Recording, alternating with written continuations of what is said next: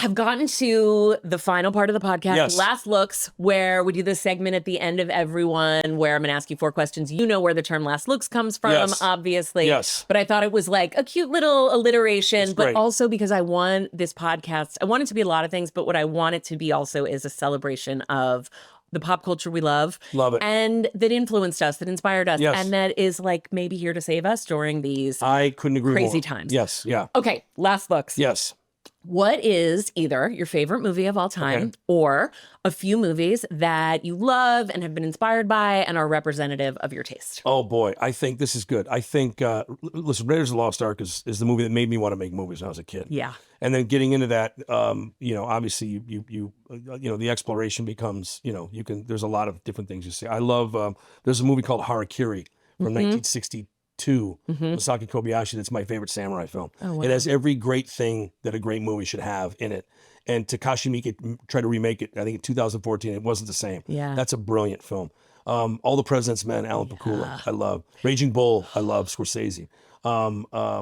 Persona, Ingmar Bergman. of Soderbergh course. famously said, it's like, depending on which week you catch me. Yeah. It's like, I just took No, my girls exactly. to see Jaws in the theater. When they'd never seen Jaws. They'd never seen Quint's death, which was a big deal. Oh, wow. They had never, because I said, this is our, and so before we went back, they made me stand all the way across the room with my phone and show it to them on my phone.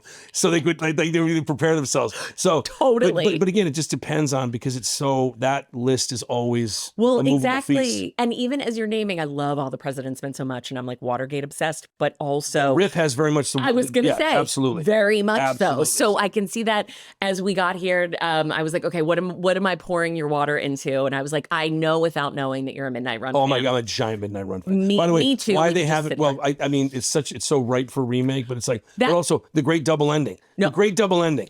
See you in the next life, Jack. I Oh mean, my come God. on, man. When you go onto my Instagram, it says Serrano's got the discs. Serrano's like got the all discs. I want to do is talk about Oh Midnight my Run. God. It is. How great's Dennis Farina in that movie too? He's Yeah. perfect. Yes. Yeah. It was one of his first, if not his first role. But when he's like, Sydney, what, I'm gonna get up and put this fucking phone in your head. I mean, more on number 1, put more on number 2 on the phone. I mean, my God. It's perfect in Yeah. every way. Yes. But Yes. I feel like that, and again, the action, the humor, I can just see I love that it. influence too. And plus, it's one of the last great buddy movies in the 80s. It really is. It really is. And the character work when he goes to see Oh, his my ex-wife God. and his By daughter. the way, do you want to see? Did you catch this, Becky? Here's a fucking Easter egg. Tell me. When Matt Damon leans forward and Ben puts the towel back on his neck, that's De Niro putting the coat in when they leave the.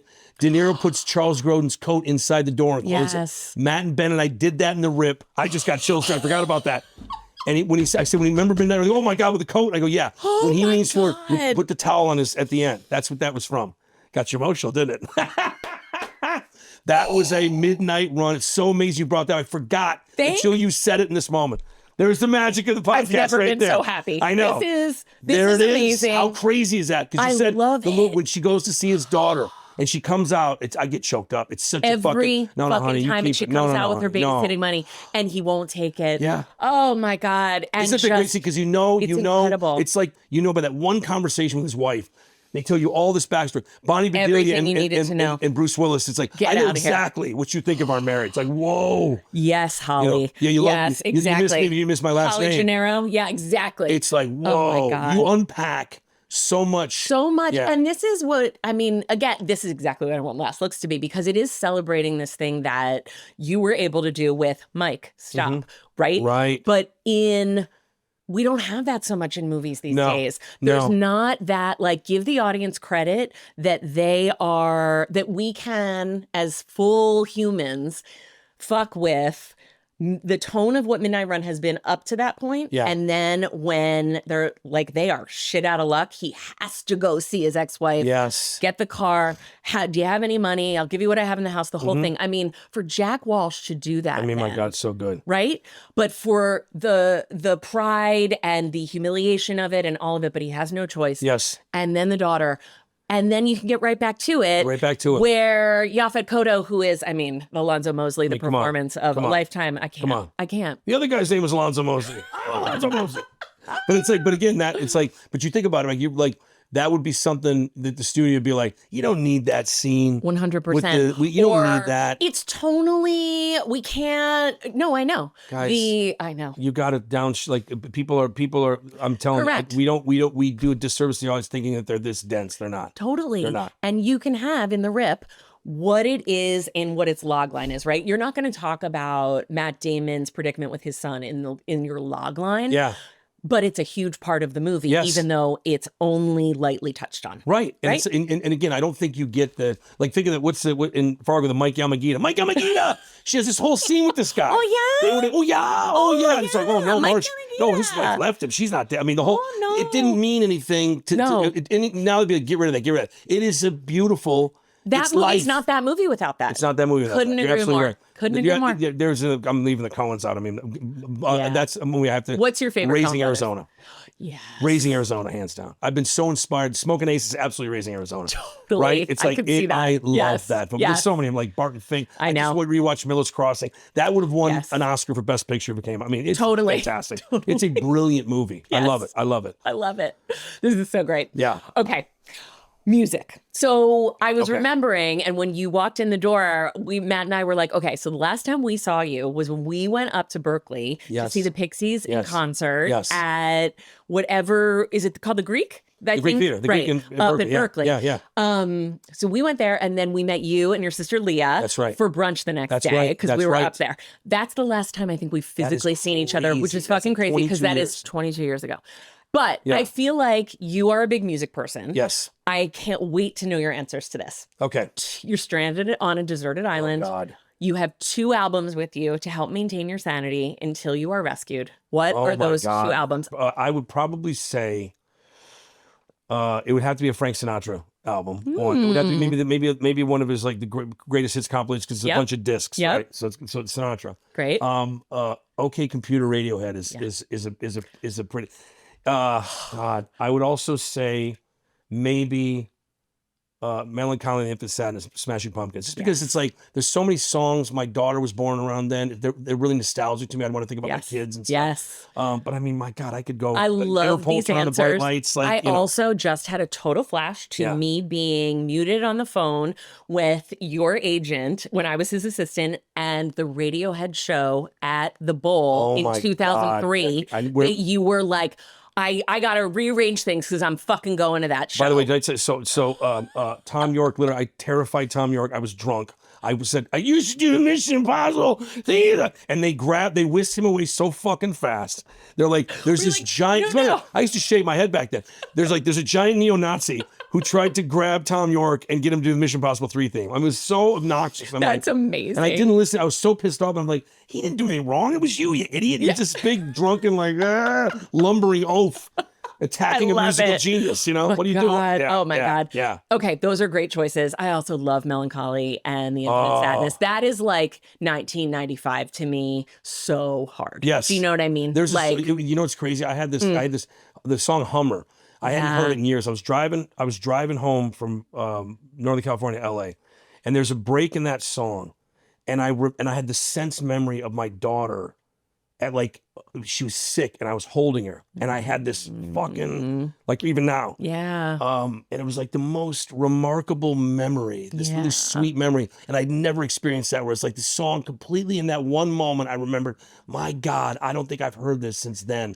And it completely And it transported transports you, right? completely shot me into this other time and place. It was wild. I love that. Wild. And that's really emotional. And that's also that's sort of the essence of why this question is not just like, what are some of your favorite albums? Like you're stranded on a deserted island. this is it. You want to reconnect with. Yeah. Is the Frank Sinatra, were your parents really into Sinatra? They were not. I was, and I just got into him and I just became, That's I awesome. just loved him so much. And it's Yeah.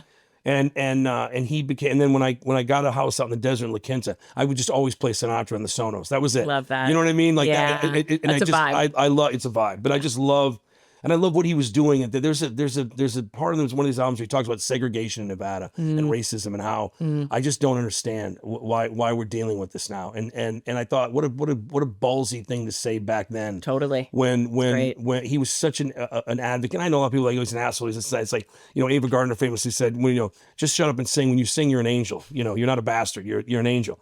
But I just love, because I have such great, my grandmother, my grandma Ann listened to Sinatra, but it's like, I would want to feel hopeful. I love and that. Frank makes you feel like, okay, totally, there's something just around the corner. It's gonna get like a ship that's going to come get you, or what, exactly, or a plane's going to fly overhead. Yeah, exactly. Yeah. Okay, books. Do you have a favorite book of all time, or a book you've read lately that's really stayed with you? I'll tell you, Becky, I read, Kaveh Akbar wrote this book called Martyr, and it's the most beautiful book I've read in probably the last 20 years. Oh, wow. It is a beautiful, beautiful book. I haven't heard of this. Great. I'm reading Ian McEwan's this book right now called All We Can Know. But I got to tell you, Anthony Jeselnik, the comedian, is a avid, voracious reader. If you just go on his recommends, great. The Kaveh Akbar book was a Jeselnik book. I love that. And I thought, and I read it, and Lena Esco, I gave it to Lena to read, and I told her, and I'll tell you if you read it back. Yeah. You have to take a picture of your face the moment the thing happens at the end of the book, and she's just ugly cry streaming down her face. It is a beautiful. I reached out to Kaveh. I can't wait. I think he's a Iranian American, 38 years old. He's young to be writing for his level of prose. I just feel like I don't know shit about writing, and I said this to him. And you're such a good writer. Your facility, your way with words and wording and descriptions is so extraordinary. It's so mystifying. I'm like, and he reached back to me. I was like, oh my God, he wrote back. Holy shit! I love it. That book, we're all fans. Really, I want to read it again. I'm going to give it another. I'm going to give it another 2 months. I'm going to read it again. Wow, because it is okay. I can't wait. You cannot. The end will literally tear your heart and soul out. It's great. I'm not ready, but I can't wait. I know. Yeah. I love it. Beautiful book. Okay, last question. TV shows. Do you have a favorite of all time, or one you've watched recently and loved and would recommend? I think the Wire is my favorite, just because it's just, I think it's because it's perfect in every way. It's like the sprawling Russian novel made American. Totally. It really is. And it's like totally. I just think that those guys were just still some of the stuff they did in those, and I loved every minute. Like I'll never forget. There's a scene in there where the Marlo Stansfield, the kind of the final bad boss, that kid Jamie. God, what's his name? He's such a good actor. He looks almost like a cougar. Like he's like this kind of like. And there's this. He's paying for this water bottle in the store, and there's a security guard who knows who this guy is. Knows this guy's a baller. Yeah. A shot caller. And he's like, he pays for him, and he takes a handful of like suckers and puts them in his pocket. And they walk outside, and the security guy goes, "Hey man, hey listen, I'm not stepping to you. I'm not trying to, but don't do that. Don't do that to another man. Like, don't do that." And his response is, "You want it to be one way, but it's the other." And he walks away. It's like, what the fuck? You want it to be one way, but it's the other. Meaning, bad guys win. Good guys are security guards. You know what I mean? It was like, wow. Fantastic. The level of writing and the fact that show, man. It's incredible. Yeah, it's amazing. Did you watch We Own This City? No, I did not. Oh, you would love it. And Bernthal. I mean, JB. I love Johnny Bernthal. John's so great, man. He is the best. By the way, he was going to play the Kyle Chandler role. I know this, and I actually wasn't sure why it didn't happen. I had lunch with him up in Ojai right before he was going down to Miami. Yeah. And I was like, oh, I love Josie. You'll have a great time. Yeah. And then I was like, wait, what's happening? And By the way, it actually worked out because Kyle has such a, Coach Taylor, like that. It worked out beautifully. Yes, it did. But I love John. He is. I want to see him in Dog Day Afternoon. He's doing Dog Day Afternoon with Eben. I know. I mean, come on. I know. No. That's like a must see. This is on some level, and I love that we were able to weave this in. It's a John Bernthal fan cast also. I somehow bring this up all the time. But he's also, what a just like interesting, layered human. Yeah. Like such a sweetheart and also so fucking intense and so smart. I love his podcast. Yes. And what an incredible fucking actor. Oh, what a great guy. And also just like John reminds me like Ray Liotta, and he had that in common. Like John is always more interested in you. He's always more interested in what you have to say. And Ray was like that. Ray was like, what do you do? He was always so charming, and it was genuine. Yes. There was an authenticity. He's like, he really wanted to know about you and what you did. And your life and so on. It's great. Rest in peace. I know, God. oh We my could God. make this also like a little bit of a Ramon. dedication to Ray, but Yeah. it's what his performance in Narc, Yeah. his performance in Smoking Aces. Yeah. He's, I mean, you had such a great collaboration with him. Oh, come on. It's He and amazing. Ryan were just, they had the best time. And it was like, Ryan Reynolds in that movie. Yeah. Them at the beginning of the band. Oh, wait. And we will actually wrap up this podcast in one sec. Mo Green as like Mo Green, because I imagine I know. Godfather's a big thing for you, right? Big thing. Huge. So and again, go rewatch Smoking Aces, but there is such great stuff there. And then I'm like, oh, I know that voice. I know that, right? I know. You know what's great about that? Not that long ago. It was last summer when he was finishing Wolverine and Deadpool. Yeah. Ryan writes me the most beautiful. He goes, dude, I've made 50 odd movies. I got to tell you, the memories I have from Smoking Aces are so singular to me. Like, remembering this, remembering that, remembering this moment, remembering Alicia and I training, remembering. He's like, I don't know why. It's just stuck. I said, dude, what a lovely observation to be in the middle of one of the biggest fucking movies that anyone's ever going to see. Yeah. And to reach out to me with this really kind of like this is kind of wonderful. Nice little tip of the hat. It was great. By the way, his scene with Andy Garcia at the end, I'll put that up against. I love that scene. He's just. And by the way, the idea, the total like giving it like because I had the cowboy ending where he just shot everybody at the end. Oh, and we didn't use that. Yeah, we used somehow a bleaker ending than that. But that's again, what we're going for. Just that, yeah. But just and again, what I was saying earlier, it's never allowed that movie to be made now. But it's like it does. I have the same great fond memories of that. So film. great. Yeah, I love that he did that. Yeah. Well, this has been. I am like vibrating with buddy. I didn't want to come in here. Like it did like throw a goose egg trigger on me. Yeah, exactly. Like I'd be like, 1 moment, please. 1 moment. I am honored that you're here genuinely. Becky, the my timing couldn't have been better. Yes, yeah. Your movie is so fucking great. Thank you. Everyone go watch it, and I can't wait for the Rip 2. No pressure, lots of no pressure. Netflix, lots of pressure, Netflix. Exactly. I Thank love you it. for having me. Josie. Come on. You're the best. I never know how to end this. I'm going to get up and give You got to hug me. Yeah. That's it. That's